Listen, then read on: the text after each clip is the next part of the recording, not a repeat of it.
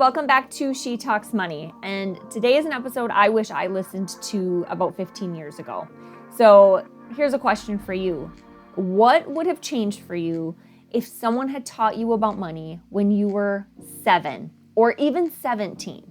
Because if you're anything like me, your money lessons were, let's say, limited. Maybe a piggy bank, maybe watching your parents stress over bills.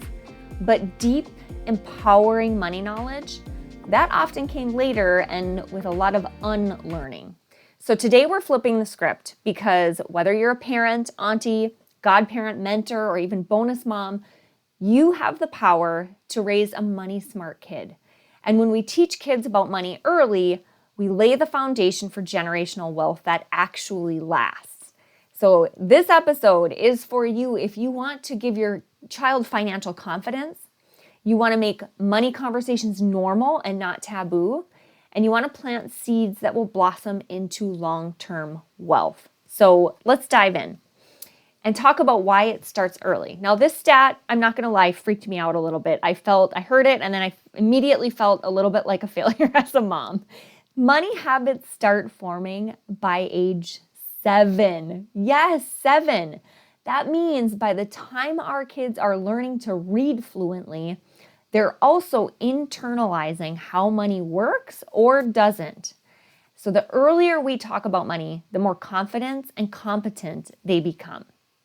But here's the truth. We can't just tell kids what to do with money. We have to model it. So if they see us budgeting, saving, investing, and talking openly, not stressfully, about money, they'll mirror that. So let's talk about some age-appropriate strategies for teaching your kids about money. So early on, first, toddlers and preschoolers, ages about 3 to 5. The concept here is going to be just understanding that money is used to buy things. And you can do this by playing store at home with real coins or pretend money, and then narrate things like we're choosing to buy fruit instead of candy today because it's healthier and fits in our budget, introducing to some of that terminology.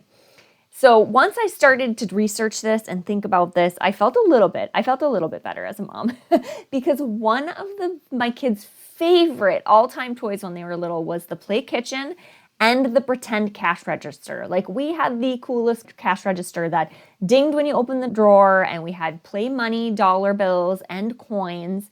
And early on, without me even really recognizing what I was doing, I was teaching them that, we go to the grocery store, the kitchen was a pretend grocery store, and we buy food. Or we had like this pretend McDonald's dress up thing, and we would pretend we were going to McDonald's and that we had to pay money to get the food.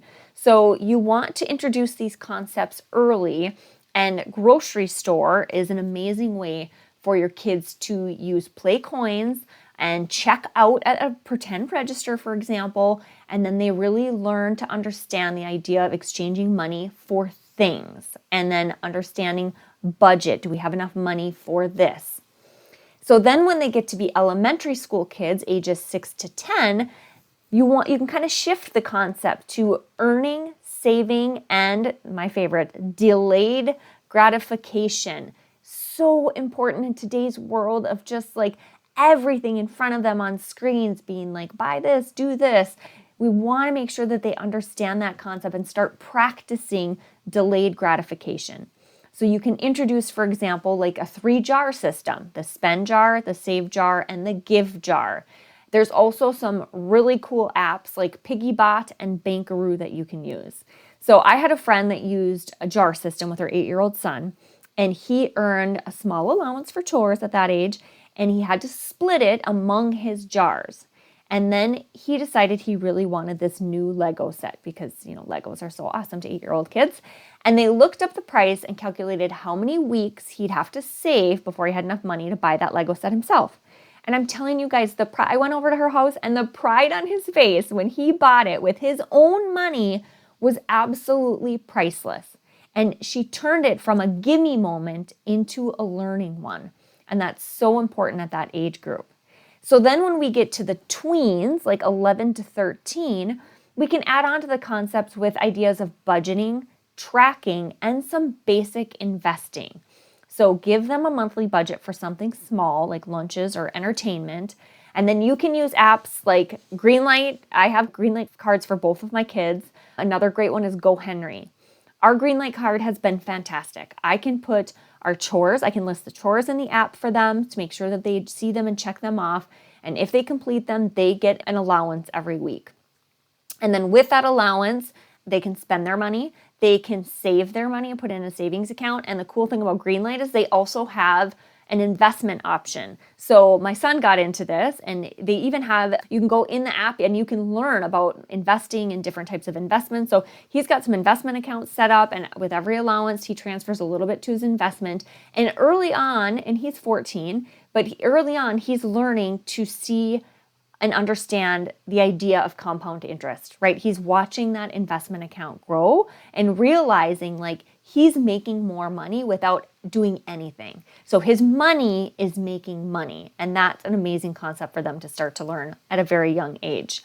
Because then when they get to be teens, like 14 to 18, and they start to earn money through a job, for example, they can understand using a debit card and then further expanding on that compound interest. So help them open up a student checking account, for example, and have them track their expenses. I think this is really important because, I mean, anybody my age probably remembers the checkbook register, right? We all had checkbooks, and like line by line, we would write what we were spending. Nowadays, and I do this now, like I use a credit card for everything, different cards that are going to give me points or benefits or airline miles for different things, but it's a lot harder to track. So that's where using an app like Step or FamZoo or Acorns Early is really an awesome one to really track where their money is going so that they're not just throwing it on a card and forgetting that they have to pay that bill at the end of the month.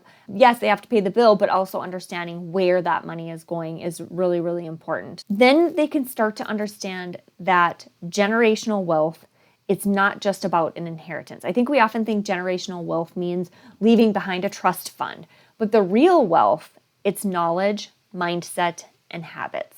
And if you want your kids to break cycles, they have to understand how money works beyond just spending it. That means teaching them how to grow money, investing basics, encouraging entrepreneurship. Yes, those lemonade stands actually count for something. And then talking to them about credit, taxes, and passive income as they grow. If you're doing the work to change your own money story, you're already breaking generational cycles. And now you get to pass that torch forward. So here's some quick tips to normalize money talks at home. First, share your thought process out loud. So I'm choosing to save for this trip instead of using my credit card, for example. And then celebrating financial wins together. Did you pay off a debt? Let your kids see how happy and proud that you are that you accomplished that goal.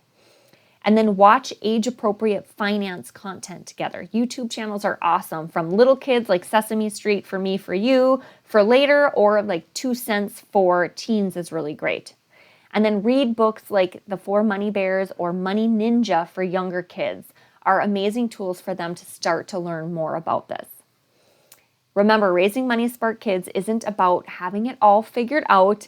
It's about being willing to have the conversations, model good behavior, and empower them to make choices from a place of confidence instead of fear.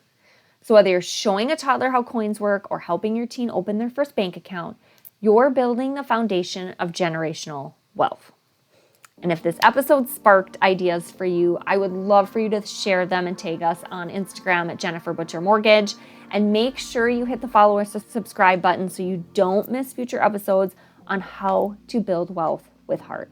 And until next time, keep talking money and keep rewriting your family's financial legacy.